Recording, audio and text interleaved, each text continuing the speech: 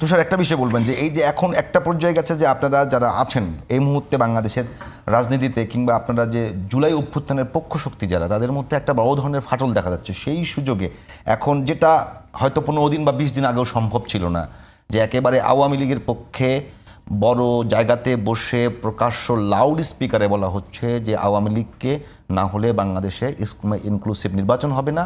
এবং আমার শোতে এসে অনেকে বলছেন যে আওয়ামী লীগের আমল বেসিক্যালি কোনো ফেসিবাদী আমল ছিল না।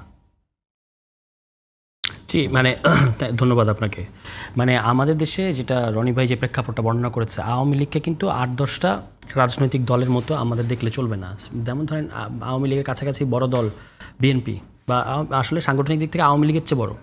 এবং বিএনপির শাসন আমলেও ধরেন আপনি অনেক, আমরাও সমালোচনা করি, হ্যাঁ, সামনেও করব, কিন্তু আওয়ামী লীগকে একটা আলাদা জায়গা থেকে দেখতে হবে। আওয়ামী লীগ বাংলাদেশের ইতিহাসকে যেভাবে দখল করেছে, এবং আওয়ামী লীগের যে ইডিওলজি, মতাদর্শ, যে মতাদর্শ দিয়ে সে ফ্যাসিবাদ কায়েম করেছে, এখনও পর্যন্ত একমাত্র শক্তি, আমি আর এটাকে রাজনৈতিক দল বলি না, একমাত্র শক্তি যারা এই ধরনের ফ্যাসিবাদ বাংলাদেশে কায়েম করতে পেরেছে, এবং সেটার আলটিমেট ইয়েটা আমরা এরকম একটা গণহত্যার মধ্যে দিয়ে শেষ হলো।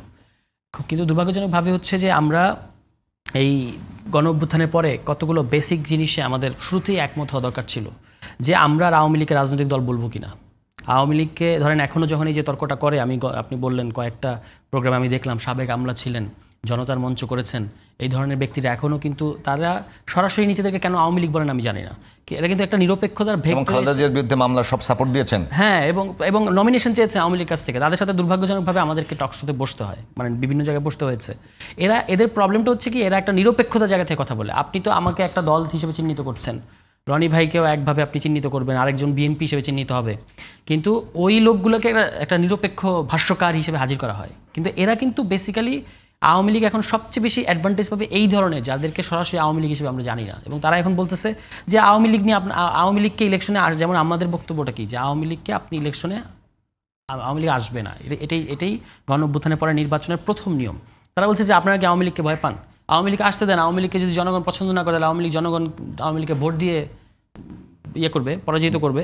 কিন্তু এই যে 1 বছরের মধ্যে গত 5 অগাস্টে জনগণ তো একটা ওভারহেলমিং আপনার রায় দিল আওয়ামী লীগের বিরুদ্ধে, এরপরে তার কোনো রায় দরকার নাই, হ্যাঁ। এবং এই কারণে আওয়ামী লীগকে এই যে পুনর্বাসন করার চেষ্টা, এটা নানাভাবে ঘটছে। এবং যেটা এতক্ষণ রনি ভাই বলেছেন, আপনি শুরুতে বললেন যে ফ্যাসিবাদী ব্যবস্থা, আমি কিন্তু মনে করি যে আমাদের ফ্যাসিবাদী ব্যবস্থাটা অটুট আছে, এবং এরা কোনো রকমে একটা বোল পাল্টে এখন নানাভাবে আপনার অভিযোজন করার চেষ্টা করছে। এবং এরা আসলে এদের এখনও কিন্তু আপনি যদি এদের সাথে কথা বলেন, যে এরা আসলে নানাভাবে চিন্তা করছে যে কোনো একটাভাবে আওয়ামী লীগ রিফাইন্ড আওয়ামী লীগের আলোচনাটা আমাদের সমাজে কীভাবে শুরু করা হয়েছে, হ্যাঁ। যে ওই যে আমি যাকে ইঙ্গিত করে কথা বললাম জনতার মঞ্চে, উনিও বলতেছে শেখ হাসিনা না আসুক, আওয়ামী লীগ তো আসবে, ঠিক আছে। এবং সেখানে আমাদের খুব সতর্কভাবে খেয়াল রাখতে হবে তাজ পরিবারের কর্মকাণ্ড, দুর্ভাগ্যজনক। কারণ আমাদের ইতিহাসে আমি দেখেছি, যখনই আওয়ামী লীগ, বিশেষত শেখ পরিবার একটা বিপদে পড়ে, তখন এই ফ্যামিলিটা এগিয়ে এসে উদ্ধার করে, এবং আবার বিশ্বস্ততার সাথে শেখ পরিবারের হাতে দায়িত্ব দিয়ে তারা চলে যায়। এটা তারা ইতিহাসে বারবার করেছে। ফলে এদেরকে কেন্দ্র করে কোনো ধরনের রিফাইন্ড আওয়ামী লীগের প্রজেক্ট চলছে কিনা, বা এটার সাথে কারা কারা জড়িত, এই ব্যাপারে আমাদের সতর্ক থাকা দরকার। এবং আপনি শুরুতে যে বিএনপির ভারপ্রাপ্ত চেয়ারপারসনের যে কোটেশনটা পড়লেন, এই রকম শক্ত অবস্থান প্রত্যেকটা দলকে দেখাতে হবে। আমাদের দুর্ভাগ্যটা হচ্ছে যে আমরা বিচারের প্রশ্নে, সংস্কারের প্রশ্নে এবং আওয়ামী লীগ প্রশ্নে শুরু থেকেই একটা মানে কোনো কী বলবো, যে এটাকে একটা কোনো কন্ট্রাক্ট ঠিক করে নিতে পারি না। এটা আমাদের শুরু থেকেই প্রত্যেকটা রাজনৈতিক দল, যে আওয়ামী লীগের স্ট্যাটাস হবে এটা। তারপর বিচারের ব্যাপারে আমরা এই যে এখন শোনা যাচ্ছে প্রায় 2-1টা আলোচিত মামলা বাদে বেশিরভাগ মামলার আসামিরাই কিন্তু জামিন পেয়ে যাচ্ছে। আপনি সেদিনও আনোয়ার হোসেন মঞ্জুর কথা শুনলেন এই টেলিভিশনে, ভাষা বলতেছে যে সংঘাত হবেই, সংঘাত অনিবার্য। বাংলাদেশে বসে এই কথাটা বলা যাচ্ছে। ওখানে একটা উনি কথা বলেছে ভাবে যে মানে সংস্কার করছেন, এবং তারপরে একটা স্ল্যাং ল্যাঙ্গুয়েজ ইউজ করে বলছেন যে এটা সেই সংস্কার বাস্তবায়ন করবে কে, হ্যাঁ, মানে করবে কে, এবং এটা তো ধরেন সংস্কার বাস্তবায়ন করবে কে, এই নিয়ে আমাদের মধ্যে না ওই যে ওনার মতো সিনিয়র নেতৃত্ব, ওনার মতো সিনিয়র একজন মানুষ যেভাবে, মানে আমরা তো এখন অনেকেই যে বাজে শব্দগুলোর বিরুদ্ধে কথা বলি, ওনার জায়গা থেকে বলছে। মানে আমি শুধু এটাই যদি অনিভাবে আপনাকে জানতে চাইতাম আর কি, এটা আপনি বলেন শেষ করেন। যে হ্যাঁ, মানে আমি যেটা ওনার বক্তব্যটা আমার কাছে খুব ডেঞ্জারাস মনে হয়েছে। কেন, যে ওই যেটা উনি বললেন যে আন্তরিকতার পরিবেশের মধ্য দিয়ে এই যে একটা বিভ্রান্তিকর ধারণা, মত প্রকাশের স্বাধীনতা, বাক স্বাধীনতা, এইসবের মধ্য দিয়ে কিন্তু এই যে ফ্যাসিস্ট মন্তব্য, ফ্যাসিস্ট অবস্থান জানানো যাচ্ছে আমাদের সমাজে, ঠিক আছে। এখন যেহেতু সরকার কথা বলার কারণে কাউকে গ্রেফতার করে না, ঠিক আছে, বা কথা বলার কারণে কারোর উপর ক্র্যাকডাউন করে না।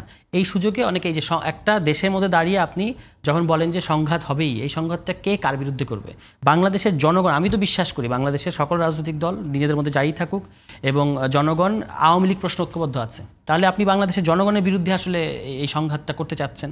এবং এই যে শোনা যাচ্ছে বিভিন্ন জায়গায় নরসিংদী, রায়পুরার চরে কিংবা অন্যান্য বিভিন্ন জায়গায় আওয়ামী লীগ ট্রেনিং নিচ্ছে, আওয়ামী লীগের ট্রেনিংটা হচ্ছে এক সেনা কর্মকর্তাকে গ্রেফতার করা হলো, এগুলো তো ভয়ঙ্কর ডেঞ্জারাস ব্যাপার। এবং পুলিশের যেহেতু মেজর কোনো রিফর্ম হয় নাই, পুলিশের রিফর্মের আলোচনাটাই আসলে এক অর্থে মানে সাইডে চলে গেছে, এখন কিন্তু আর আলোচনাটা নাই। পুলিশ আমরা কিন্তু পুলিশকে এখানে দোষ দিলে হবে না, পুলিশ নিজে চেয়েছে। আমি যেহেতু সংস্কার নিয়ে কিছু কাজ করেছি, আমি জানি যে পুলিশের ঊর্ধ্বতন কর্মকর্তা থেকে শুরু করে ওই শুরুর দিকে আপনার মনে আছে 11 দফা কনস্টেবল এবং মিড লেভেলের কর্মকর্তাদের, তারা কিন্তু সংস্কার চেয়েছে। সংস্কারটা মিনিস্ট্রি থেকে আটকে দেওয়া হচ্ছে, বলছে যে এই সংস্কারগুলো লাগবে না। তাহলে এই পুলিশ এখনও কিন্তু যেভাবে তাকে মানে তার মোরালটা এখন যেমন ভেঙে গেছে, আবার যদি সে আগের মতো জায়গায় থাকে, তা সাইকোলজিক্যালি যদি আমরা তাকে কোনো ধরনের একটা হিলিংয়ের মধ্যে না নিয়ে আসি, তাহলে সুযোগ পাওয়া মাত্রই কিন্তু আবারও তারা জনগণের উপর চড়াও হবে। কারণ এই যে কয়েকদিন আগে ডেইলি স্টারে একটা রিপোর্ট প্রকাশিত হলো যে শেখ হাসিনা কীভাবে 2021 থেকে 23 সাল পর্যন্ত যে জনগণের উপর চড়াও হওয়ার জন্য লিথাল ওয়েপন মানে মারণঘাতী অস্ত্রশস্ত্র কীভাবে বাংলাদেশে এনেছে, এবং সেগুলো আমরা জুলাই ব্যবহৃত হতে দেখলাম। ঠিক আছে, এগুলো বিশেষজ্ঞরা বলেছেন যে যুদ্ধক্ষেত্র ছাড়া নিজ দেশে জনগণের উপর ব্যবহৃত হবে, এটা অকল্পনীয়। পুলিশ কিভাবে বল প্রয়োগ করবে না করবে, এগুলো ইন্টারন্যাশনালি অনেকগুলো স্ট্যান্ডার্ড আছে।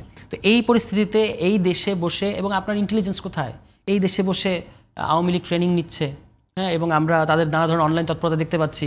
এনসিপি যে গোপালগঞ্জে গেল, টোটাল একটা ইন্টেলিজেন্স ট্র্যাপ তৈরি করা হলো কিন্তু ইয়ের ক্ষেত্রে, যে অল ক্লিয়ার, আপনি যে আপনারা ঢোকেন। এবং সকালবেলা থেকে যেখানে আপনার তাণ্ডব চালিয়েছে, ইউএনওর গাড়ি ভাঙচুর, পুলিশের গাড়ি ভাঙচুর, তারা গাছের গুঁড়ি দিয়ে রাস্তা আটকানো, এগুলোর পরে তারা যখন 4 ঘন্টা পরে 3টার সময় ঢুকলেন, তারা ঢোকার আধা ঘন্টা 1 ঘন্টা আগে একবার হামলা হয়েছে, তারপর তারা ঢোকার পরে আবার হামলা। পুরো ব্যাপারটা তো বোঝা যাচ্ছে যে এটা একটা ট্র্যাপ তৈরি করা হয়েছে, যে আমরা মানে এই ট্র্যাপে তোমাদেরকে বিপদে ফেলে আবার উদ্ধার করলাম।